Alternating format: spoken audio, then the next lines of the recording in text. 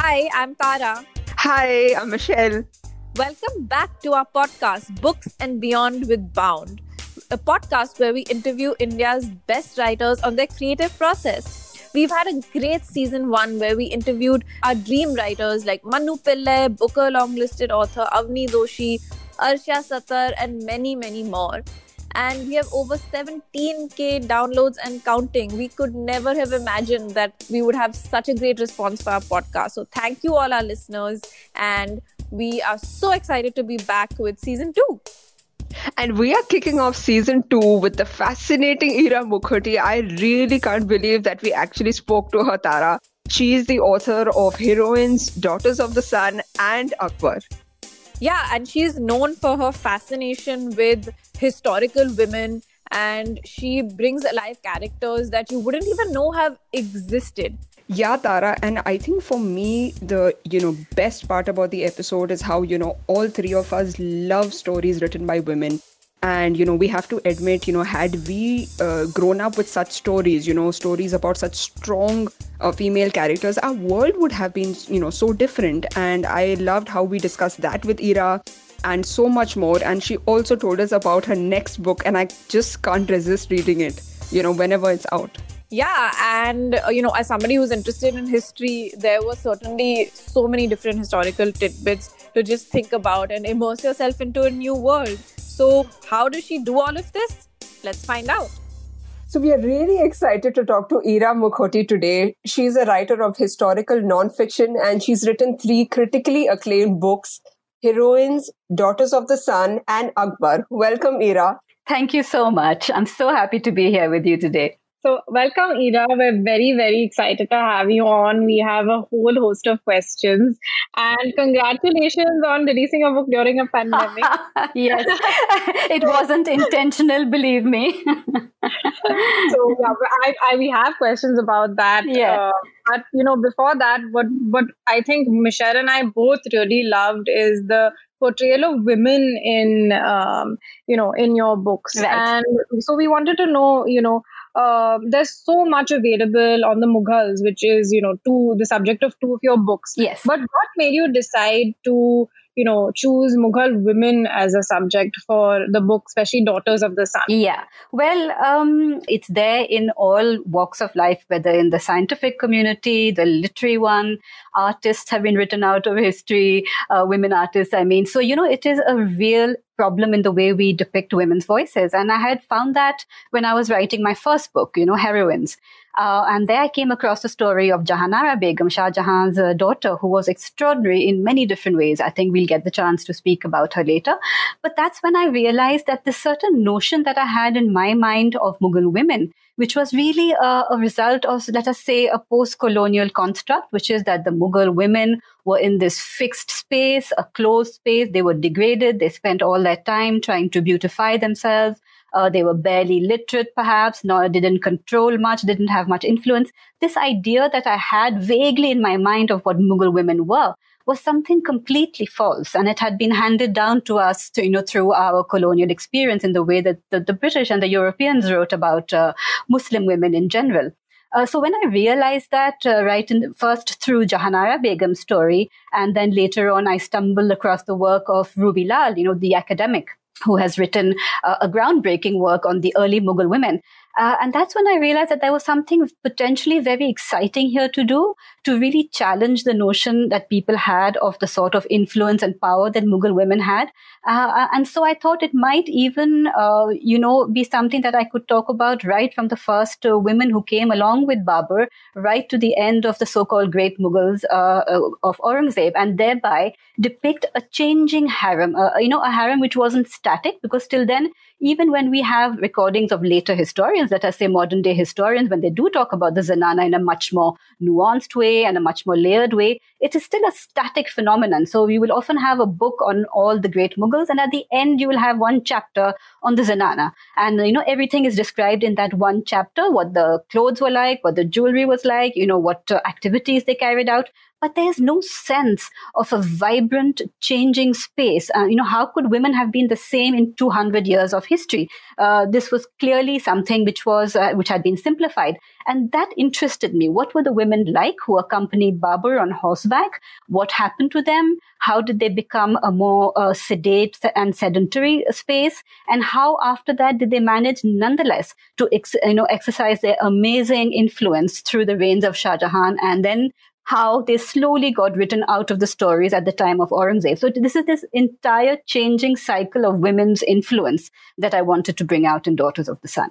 Yeah, and I think you do that really, really well. I mean, the way that you bring out these characters is just fantastic. I mean, there's so many stories that, you can delve into and things that I never knew. And I'm sure even Michelle didn't know. Michelle, which was your favorite character? Yeah, so my favorite character was Hamida Banu, Tara, and I really like the friendship between her and Gulbadan. Right, yes. They were BFFs. They were BFFs. Yeah.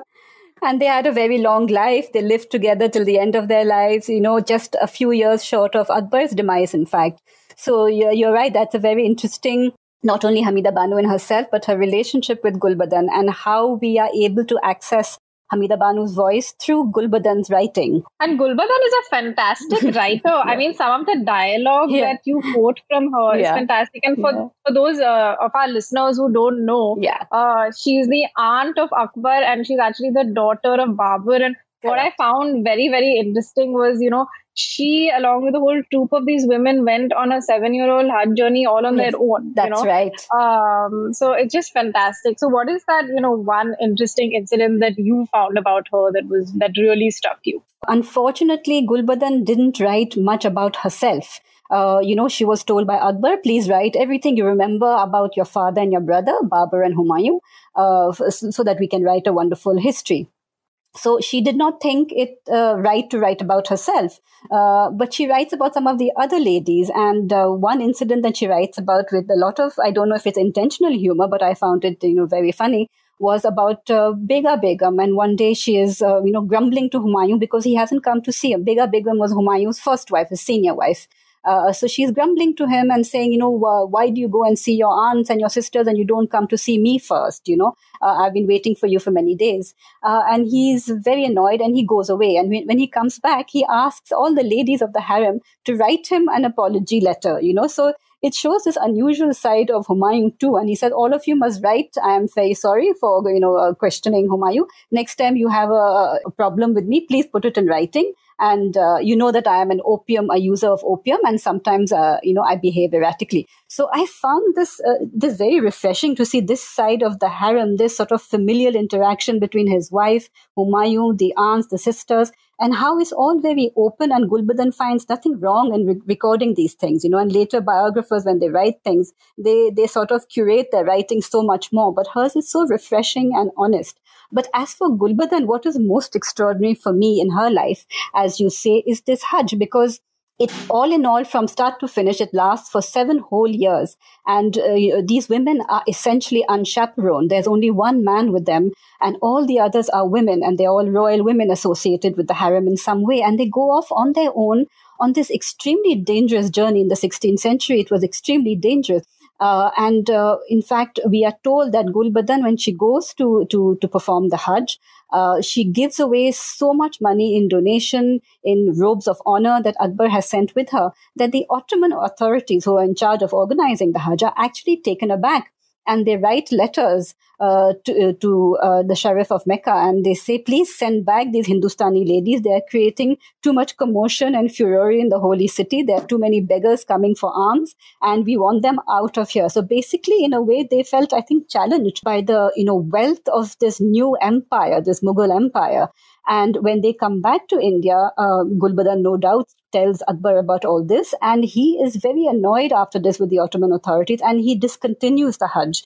for the rest of his reign. And it is only after him, during Jahangir's time, that it is reinstated, the annual Hajj journey. Yeah, and what we found really fascinating, Ira, is that, you managed to create this world for your readers that nobody ever knew of. Like neither Tara and I knew that this harem, existed with such vibrant female characters. Yes, I know. So, we were curious that, out of all these lovely women whom you've chronicled, is there one woman that really stood out to you and that you absolutely adore? I have to say that the one who has stayed with me longest is Jahanara Begum, the one I mentioned in the beginning, Shah Jahan's eldest daughter. And I would say that she has stayed with me because of the vast sort of reach of her ambition. She does so many extraordinary things in her life. She builds part of Old Delhi here, Shah Jahanabad, Old Delhi as it's called now. And in addition to this, she was a Sufi, a follower of the Sufi order. She considered herself a Sufi murid. And she wrote 2 biographies, which for the 17th century, for a Muslim woman, were pretty, extraordinary things to do. And Jahanara writes about this. And the writing that she has left us, in it, she clearly says, because her peer tells her that actually, because you are a woman, you can never attain that sort of, status of being a Sufi leader, let us say. And she writes in her book that somebody who has attained a certain level of spiritual excellence, you cannot call them a man or a woman. They are equal in the eyes of God. And when I read those lines, it almost gave me goosebumps, because I thought, my goodness, in the 17th century, this Mughal woman is able to lay claim to the same spiritual, destiny as Dara Shikoh, and even as Shah Jahan. She mentions Shah Jahan's name. So you can see that this is not just an innocent thing that she does, her spiritual journey. It is laying claim to being, a descendant of Timur, of being worthy of that name, of being someone almost, I would say, equal to her brother Dara Shikoh. She has the command of so much influence and power, and she leaves a legacy that is so extraordinary and which we have almost completely forgotten today. So she is somebody who really stays with me, and I think of her from time to time. It's amazing that you bring all of these women to life, and I just feel that we need more female role models. So thank you so much for uncovering these stories. I mean, it's just fantastic to know that, women like these existed way back when, and they've been asserting their power for so long. Yes. What struck me about the book Akbar was also that you see that influence, you see your point of view, you see the influence of women in Akbar's court, which I think that maybe a male writer would not have done. So it's more of a 2-part question. The first is, what was the progression, from Daughters of the Sun to Akbar? Yeah. And then we'll speak a little more about the women in Akbar's life. When you study the Mughals, like I did with Daughters of the Sun, Akbar is this, talismanic figure. He is really like a colossal, and you cannot get away, from the influence of Akbar. Like post-Akbar, there are always references to the Akbari institutes in religion, in statecraft, in the buildings, in the miniature paintings. So in many, many ways, we refer back to Akbar. So he's a fascinating figure for anybody who, start reading a little bit about the Mughals. Another thing which drew me to him was this fact that we have touched upon a little bit in the beginning, is that he is extremely progressive in his views about women. There are certain things that he says about women which show him to be extremely empathetic to their cause, to their vulnerability. And he criticizes both Islam and Hinduism in their attitudes towards women, whether it is about sati, whether it is about not allowing widows to remarry, whether in Islam it is about the laws of inheritance which favor boys. He's highly critical of these things. So it shows a man who is really in advance of his age and his time. And yet at the same time, as I had mentioned, I found that really it was the Akbari ladies, his wives, who were, compared to the earlier and even the later Mughals, they were invisible. So it sort of, it created this sense of dichotomy, and it led to a certain questioning for me that what happened around the time of Akbar? What was his huge influence in this 50 years of his reign?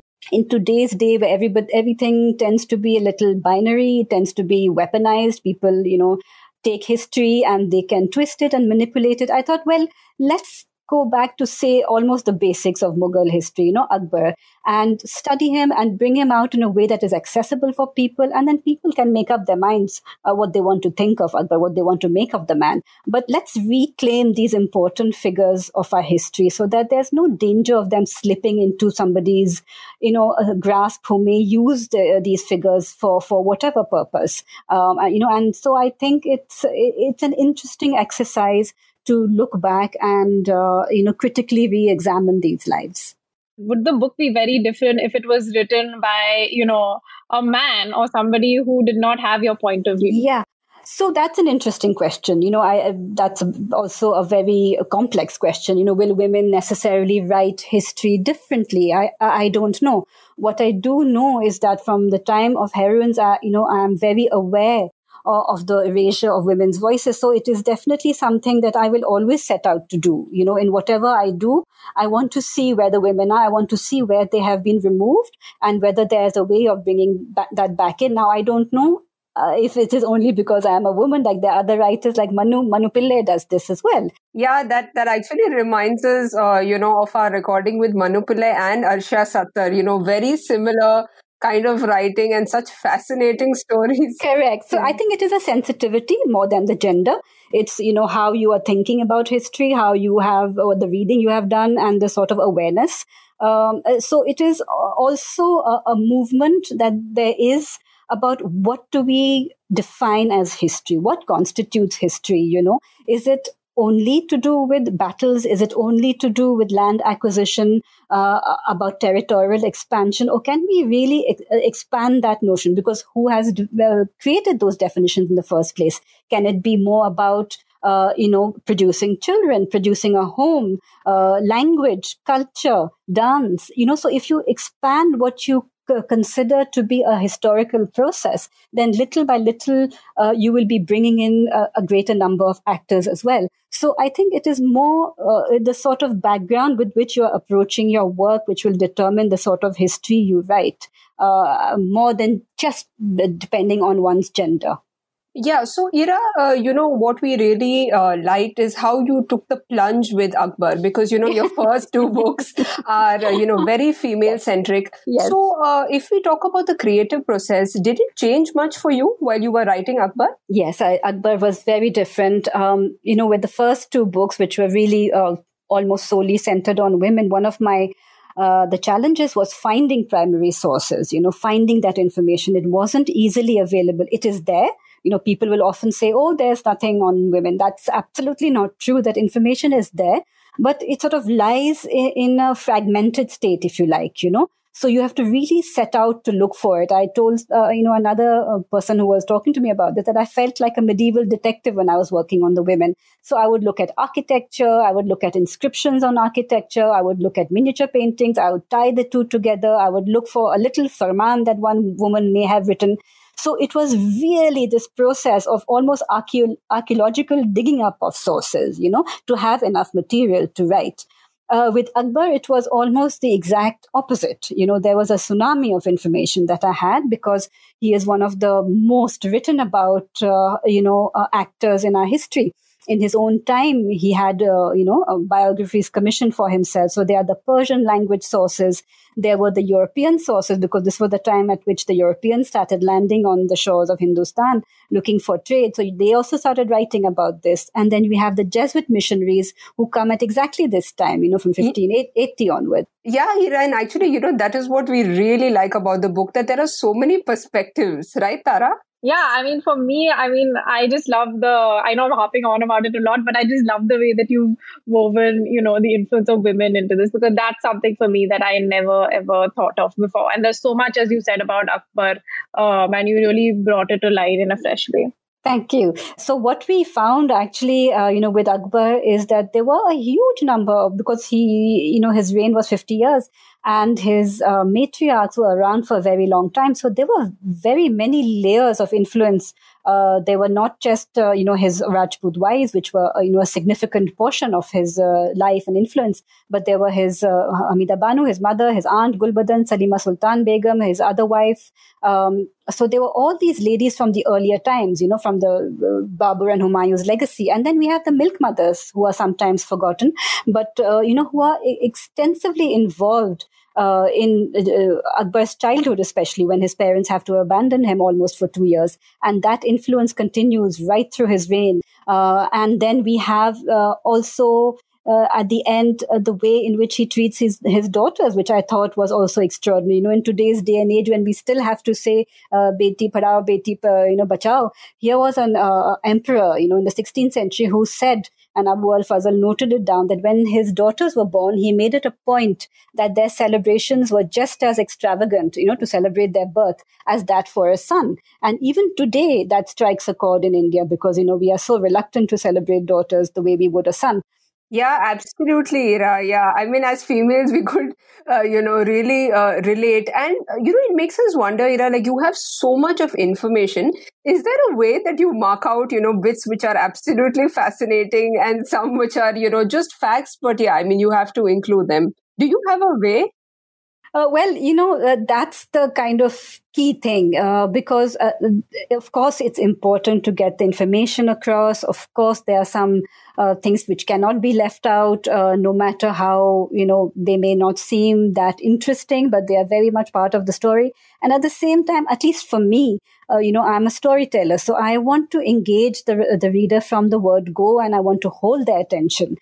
So it is a real challenge to keep the two in balance, to keep the storytelling going. And the storytelling, it goes from the level of the chapter to the level of the sub-chapters, then to the sections, and finally the overall arc of the book. So in the beginning, once I've read everything, I've got all my information together, I have the structure very clearly made. I know what will hold a person's interest, what are the key events I want to talk to grab their interest and to keep them going. So these are the key events, key scenes, right through the book. And within those key moments and scenes, I'm going to have, more facts and more figures, hopefully put in a way that, doesn't distract from the arc of the narrative, because both are equally important. I wish we had been taught history like that in school, rather than the plain facts and figures. And I feel like there's a lot of storytelling that's happening now. So somebody like me, I love history, so, I've read your books and Manu's books. Yes. And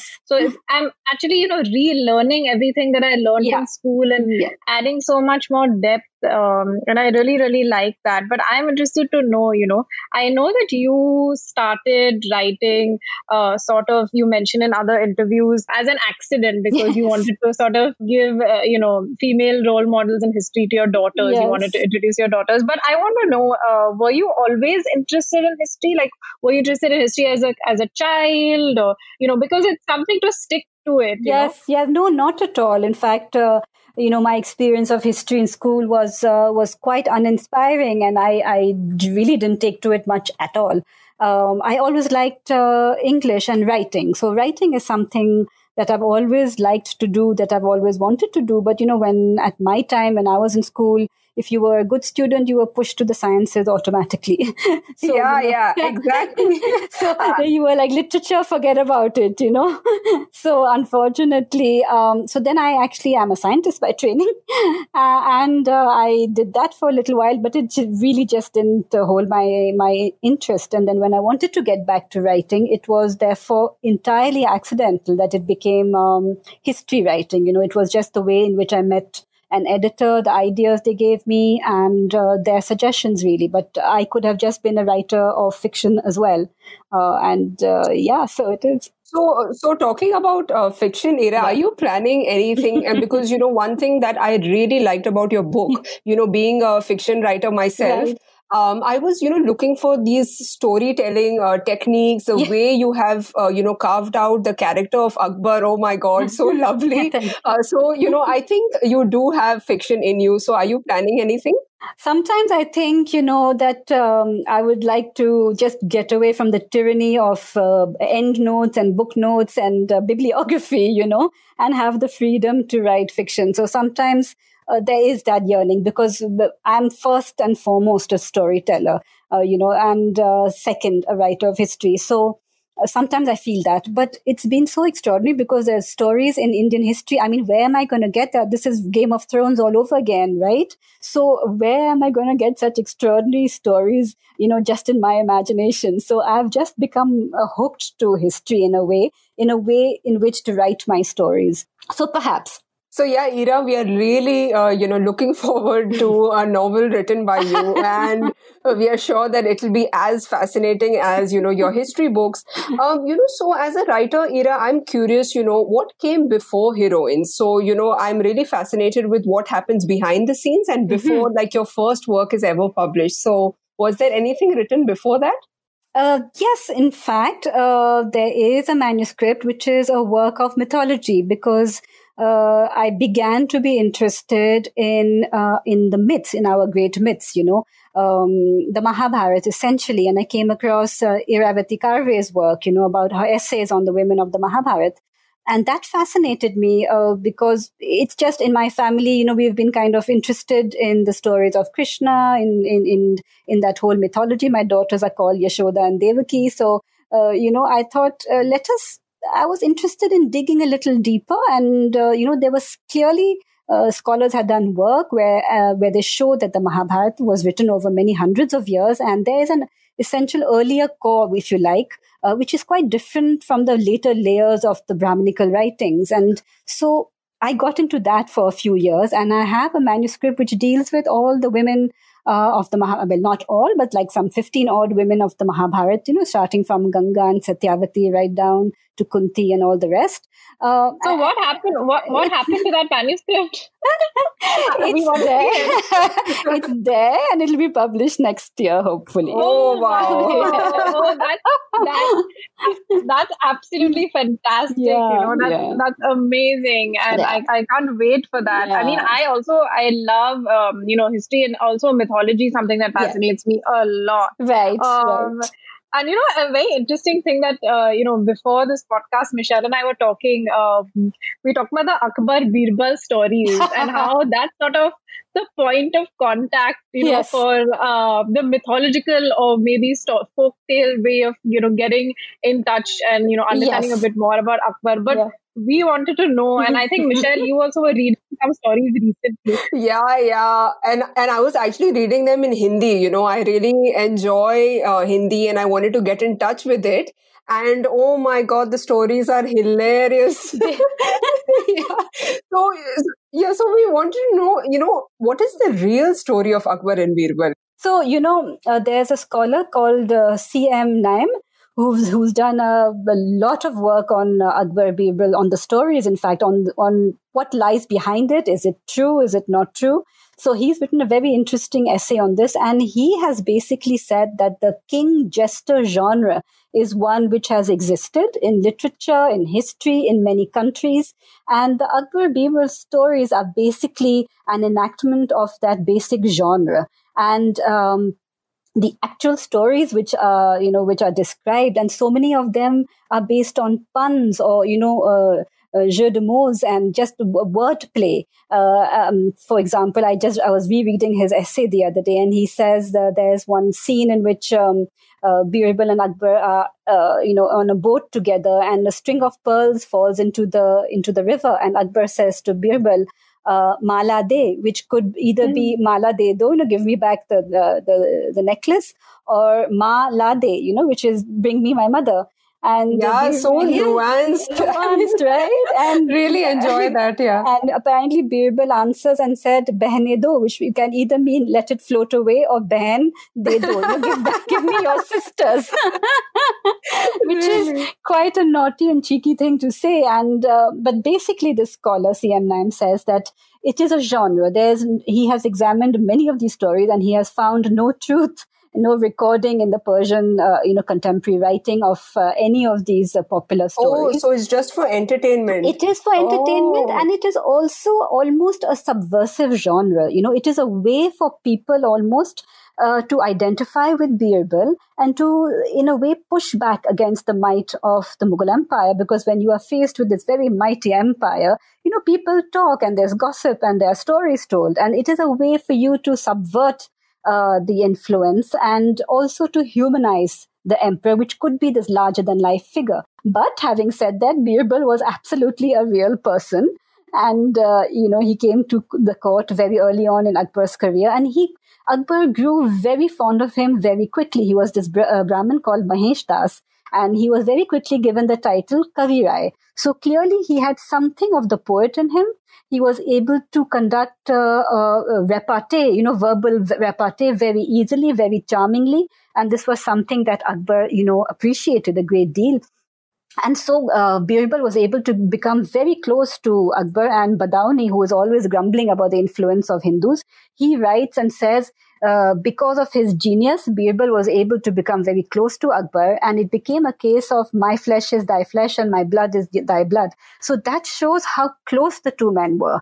And, Birbal stayed at court mostly. Akbar did not send him away. Away from him for a long time, and he never chastised him. It was very common for all the great courtiers to be regularly punished and put in their place for any small misdemeanor. But there were only three men who were never punished. One was Tansen, one was Faizi, the poet, and the third one was Birbal. So it says quite a lot about this man who was constantly in Akbar's company. Yeah, such a deep friendship, it comes across in the stories. That's right. It was really a friendship that cheered up Akbar a lot. He was a melancholy. He had bouts of melancholy. He could be depressed. And I think the presence of Birbal was this light and, just this wonderful presence that kept him happy. Yeah. So we were speaking to Manu Pillai, who also came on our podcast, and he was talking about how he enters these research cycles. Yes. So what kind of, what's your research process? And is there a particular method of research that you like over others?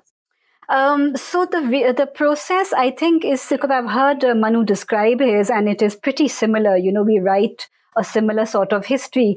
So it is a few years of research where we might go to the archives, we will go to the library a lot to access the primary sources. The internet luckily has brought a lot of information to us as well. So that research cycle can last from months to years, depending, of course, on the scale of the book.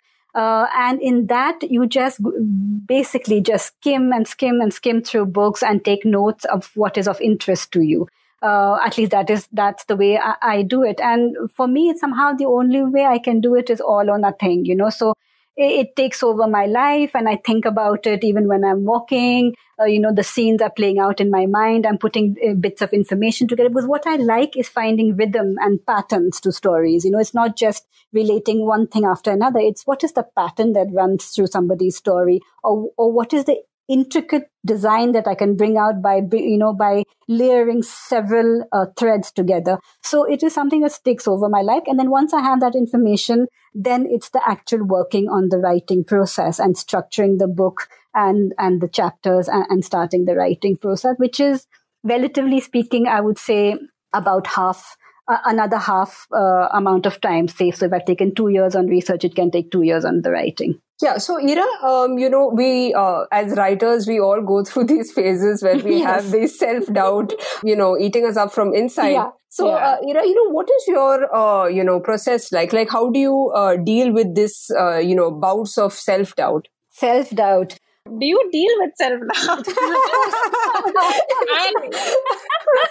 That's a really funny question. I think every writer is racked by self-doubt. At least I know I am. And I have to say that a source for me of great, wisdom and comfort has been the writing community, the history writers community, if you like. And this is what I have missed because of Akbar coming out in pandemic. Is usually at this time I would be out, maybe giving talks, maybe the literature festivals would be beginning the season. And that's where I would meet not just the readers, but what is very important is the community, the community of writers. Yeah, absolutely. I think, community matters a lot for, creative people, and like writing in history is quite a rare and quite still a small genre in India.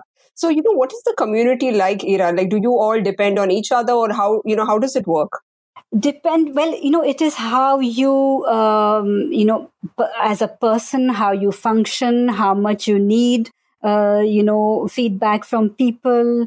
For me, reaching out to community has been very important. I must say it is a small community. It is just the infancy of history writing in India. That's why I would tell any listener that if they're interested, they should, run with it, because there's a lot to be done. So the community is small, but it is growing year by year. Every year, every new festival I go to, there are new faces, there are new writers. There are many women, which is an amazing thing. The many women writers of history.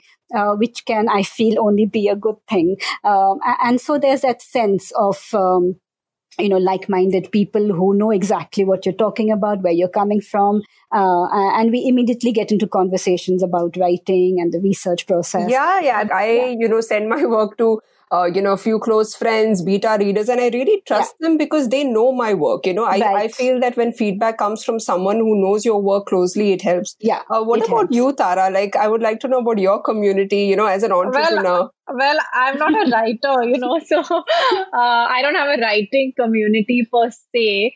But, I do work as an editor, and obviously, I'm interested in entrepreneurship. So I have a few mentors who I go to regularly, who, have worked in similar fields. And I think for me, that really helps me rather than, having a community, is that mentorship sort of to, give me new perspective and ideas. So yeah, what you're saying about, community and female role models, I think that's so important. Yeah, absolutely. So, Ira, were there any books that, you were reading while writing this? I mean, apart from the research, something to give you a direction as to, how to craft it, style-wise, like, were there any books that influenced you?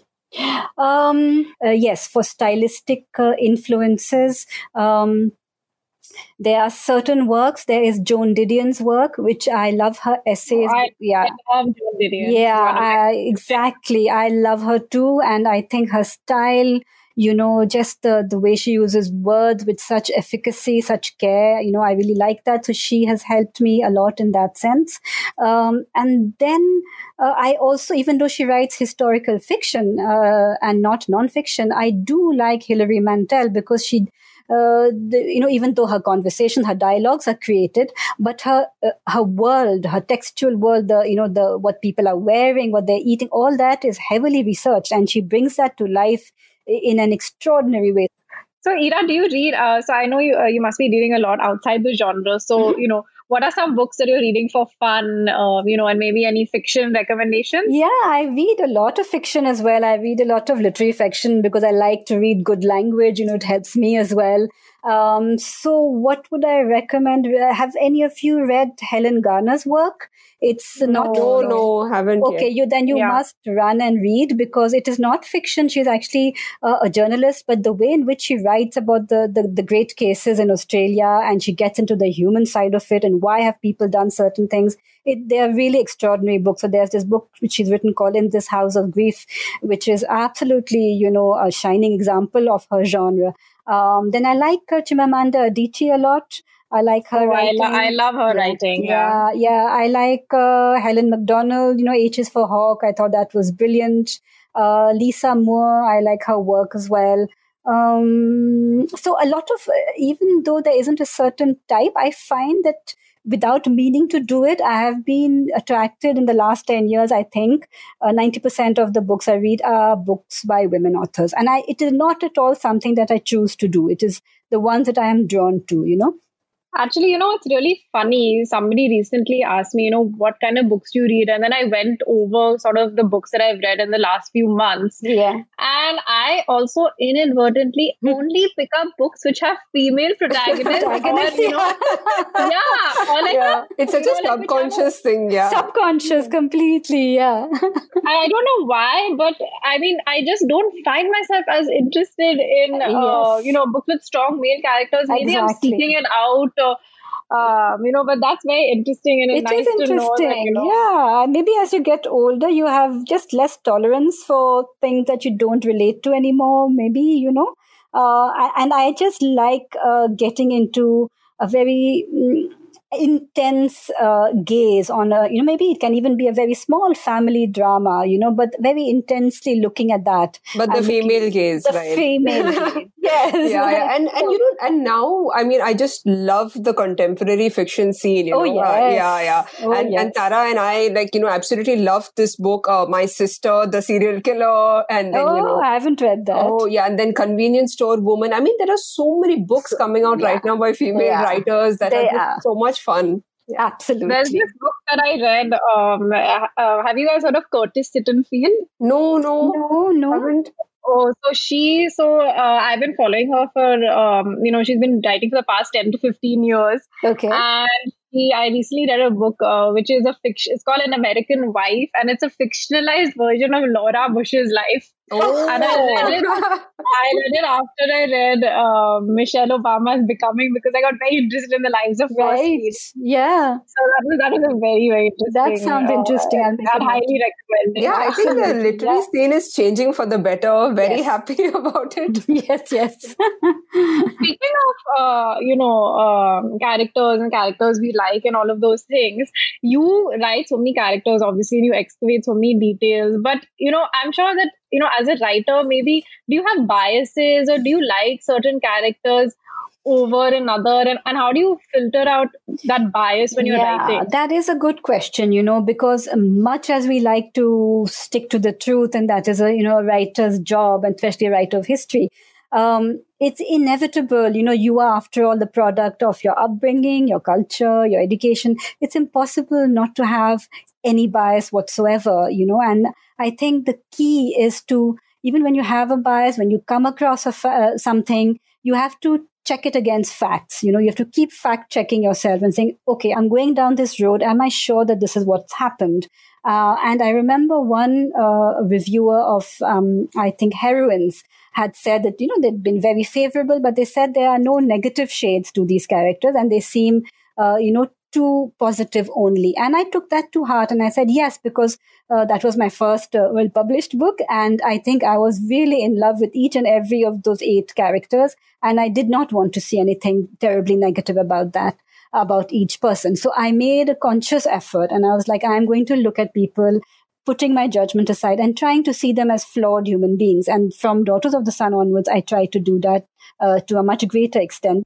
So yeah, Ira, I read the article in Scroll about releasing a book in the pandemic. My sad story. And no, but it was, because the pandemic has really put a pause in everybody's lives. Yes. And, and it's interesting to read how different people deal with it in a different ways. But what struck me most was that, you wrote Akbar, and you envisioned your reader to read it as a physical book. Yes. But now we have to traverse through it as an ebook. So when you were writing Akbar, how did you imagine a reader would, go through the book and digest all this information? Yes.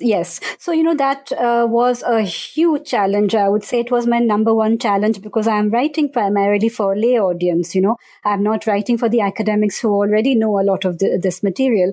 So for a lay audience, my problem was, how do I get a 50-year reign plus the 20 years before that I want to talk about? How do I get all this information in a way that will hold their interest? And so I had this system where in my mind there were 6 large phases which were almost self-contained, which they have about on average 8 to 10 chapters in each section.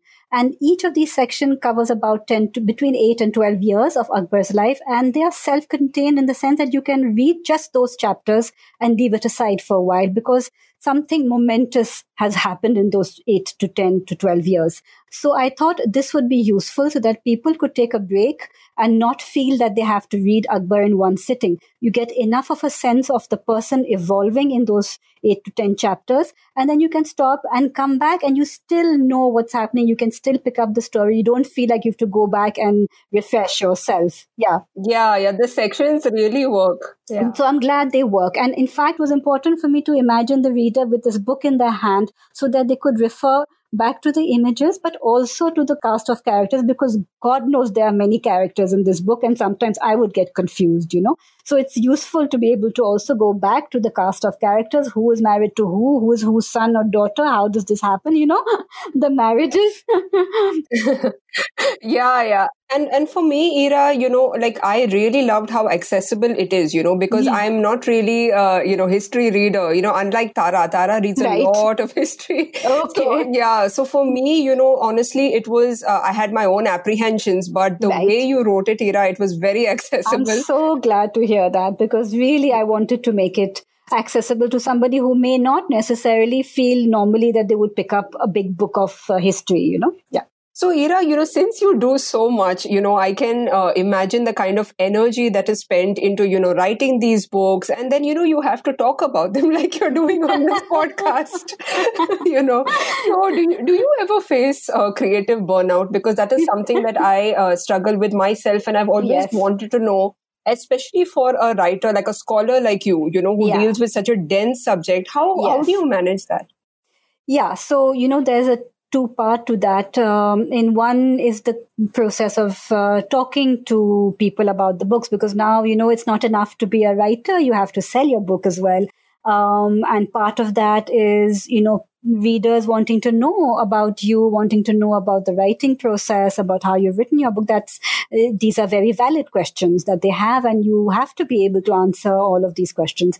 So talking about a book is relatively easy in the early stages, I would say, when it is still a fresh part of your work, when you're excited yourself about bringing this book out into the world, answering people's questions. It is more when it becomes, when, like, for example, Daughters of the Sun, I'm still being asked, to do webinars on Daughters of the Sun 2 years later. Yeah. But isn't it good in a way, Ira, that you're reliving your book? Yes, of course it is good in a way. And also now I'm reliving it side by side with Akbar, so there's a different layer to it. I can see it in a different, through a different prism, if you like. But you can get burnout in the sense that you feel, okay, I've said this all before to people. Do they really want to know? Do I have to think of something new to tell people? So you sometimes start feeling that about the talk part of it. And in terms of creative burnout, the problem now with the pandemic is that usually at this stage, I would take a complete break. Once the book is out, I would take a complete break from reading and writing and research. And I would ideally be traveling, because that's, for me, is a very important, it's the main part of taking a break, is being in a different environment. Any place which has a lot of history to it, a lot of art to it, it is wonderful. I went to and that can also help your future writing. Absolutely. You can find ideas everywhere, and you see interconnected histories. When you go to Italy, in Venice, and you see a particular carpet which I did, which had come from India, on which Humayun may have sat. I mean, it was such an extraordinary moment for me. And I was like, oh my goodness, the histories are really interconnected, and we have to think of history more in terms of how we also, reached out to other cultures and other worlds. So travel is very much part of the creative process, but it is one that allows you to breathe and forget about books and writing for a while. So right now, I'm not obviously getting to do that. So it's like everybody else, it's a hothouse environment. You are only doing, continuing with work, which can be a little tiring. So what do you do to substitute? How in this pandemic what are you doing to substitute that part of your process, So, unfortunately, no, I'm not being, so I've gone straight into work and into research for another book. And can we ask what that book is about? Well, I haven't made up my mind. I've I've already gone through 2 ideas, done research and trashed them. So at the moment, I am looking at the 18th century. So I've gone later, closer to us in time. I'm looking at different courts. So I probably won't be doing the Mughals this time. And maybe more towards Awadh and Lucknow and how those courts evolved, what were the influences that they were going through in the 18th century as the Mughal Empire disintegrated and the Europeans sort of started to take over. So I'm reading around that sort of subject right now. Sounds fascinating. You do so much. You're researching and you're writing, and then you're doing things like this where you're promoting your book. And then, you mentioned your daughters. So, Michelle and I also sort of, we multitask a lot because we run Bound, and so there's many different things that we're doing. So we wanted to hear from you, how do you manage your time? I am terrible about managing time. I don't know. I just do everything, I think, to excess. It's just in my personality, when my kids were small and I was basically raising my daughters, I was doing things in a crazy manner. I would organize their birthdays and make, everything by hand, all the decorations, the food. I drove myself insane. It's just a personality type, Yeah, I think being sincere to whatever you're doing. Exactly. Yeah. You do it just fully. You think, okay, nobody else is going to do this as well, and I am going to do this, which is silly. It can, if you can also outsource a little bit, it's a good idea. But that's just how I function. So now when I'm working, which is, I think, why I've managed to write 3 books in a relatively short amount of time, considering these are books on history, it is relatively a short amount of time, 5 years for 3 books. So I think it's because I do nothing else. And at lunchtime today, my daughter was discussing this and she was saying, let's talk about one interesting fact we've discovered about each other. And she says, Mama, about she says, Mama, about you, I've discovered that you are very hardworking. So sweet. Because she's not in school and she can't see what I'm doing normally. Now she's here and I'm always at my desk and she's like, okay, you work really hard. So sweet. Every writer we've spoken to who is successful and who's been got on this podcast has talked about hard work. And I think that's a very good motivation Yeah, I think it's not just talent. Actually, hard work is the most part of it. Yeah. Yes, it sounds cliche, but yeah, it is 100%. There's no getting away from it. Of course, talent can get people very far, but you do need to have that just that work ethic, I think. Okay, so Ira, we are going to do a quick rapid fire round now. Okay. Tara, you can ask, yeah. All right. Okay. Who is the one character from all your books that you would invite to dinner? Oh, good question. I would ask for an exception and make it 2. And I would ask for Birbal because he was such a quick wit and good at repartee, so he would keep us amused. And for Badauni, who used to always criticize him. So I would say face to face, go ahead and say what you have to each other. It would be highly entertaining. Wow, even I would love to have dinner with Birbal. What about you, Tara? Let's all have this dinner party together. Please invite us. Yeah, I think we would have a blast. Yeah. So, Ira, do you have a writing desk? I do. Yes, I do. And what does it look like? Oh, it's terribly messy. I'm not one of those people who is very well organized and who keeps many, neat notes and all that. So I have piles and piles of books and notebooks in which I take notes. And somehow, luckily, it makes sense to me. And I have told everybody not to mess around, not to try and tidy it up because there's order in the chaos. Yeah. Okay, so what are some of the books, maybe 1 or 2 books that you loved as a child? Oh, as a child, wow. I guess there's no getting away from, Enid Blyton if you have a childhood in Delhi. And I love those magic faraway trees. Me too, yeah. Secret 7, Famous 5. Secret 7, all that. Yeah. And the Narnia books. I remember really C.S. Lewis really enjoying those and thinking that this is, something different altogether. Oh, so what about Harry Potter? Ira, we love Harry Potter. I haven't read any, I'm afraid. My kids have though, yeah. Okay. Ira, what is your one favorite food that you could bring back from history? Oh, well, I think because of all the controversy, it would have to be biryani to see exactly what it looked and tasted like from the Mughal times. Oh, nice. So what is the one character from your books that you think would do really well in the 21st century? Well, in the 21st century, I would have to say Akbar, because he was just such an extraordinary person in the sense of adapting to change all the time. Nothing seemed to throw him off. He was very resilient. He found a way around everything, and he was, he used to tinker with objects all the time. I think he would find the internet fascinating, and there's nothing you could teach him about image on social media, right? He was the king of his image making and symbolism. So I think he would do very well in the 21st century. That's interesting. I wonder what it would be like if all of these characters had their own Instagram accounts. Yeah. Would they be narcissists? I think all of us are in a way.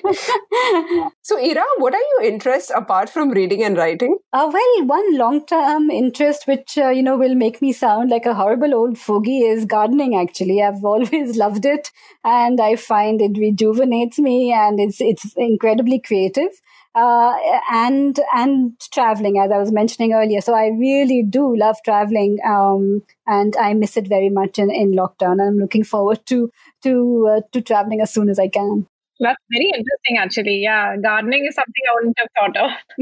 Yeah, and I have a couple of friends who, are really passionate about gardening, and I've always, been curious about it. Yeah. I don't know anyone else who's into gardening. I guess because we don't have space, See, in Bombay, I think you don't have space, but if you can have a garden, it is something that grows on you. It's like golf addiction or poker or something. It really hooks into you, and you become just a lifelong passionate gardener. It's very peaceful. It's a very peaceful hobby, and very satisfying. And I grow vegetables in my small terrace vegetable garden, and it's really, really wonderful. Sounds fantastic. You must send us a picture of. I will. So, Ira, thank you so much. Thank you to you. Podcast. It was amazing. We got so many interesting insights, and we just love your stories. Fantastic. Thank you. I can see that we can just listen to your stories all day long. So thank you so much. And thanks so much for uncovering the voice of women. Thank you so much. Thank you for having me. Bye-bye. So that was Ira Mukhoty giving us so many interesting stories about historical figures. Ever since I had read her book, Daughters of the Sun, I always wanted to know how she created these fascinating female characters. And now we found out. Yeah, and on our next episode, we are going to be talking to Radhika Vaz. I can't believe that we are going to talk to her, because I have been following her comedy since forever. And I loved her book, Unladylike. If you haven't read her book, please check it out. It is the most honest memoir that I have read. Yeah, and superbly funny as well. But of course. So tune in next time to our podcast, Books and Beyond with Bound. We are available on @BoundIndia on Instagram, Twitter, and Facebook. As always, if you have any feedback or any suggestions, please do write to us. And thank you so much for your support. See you next time.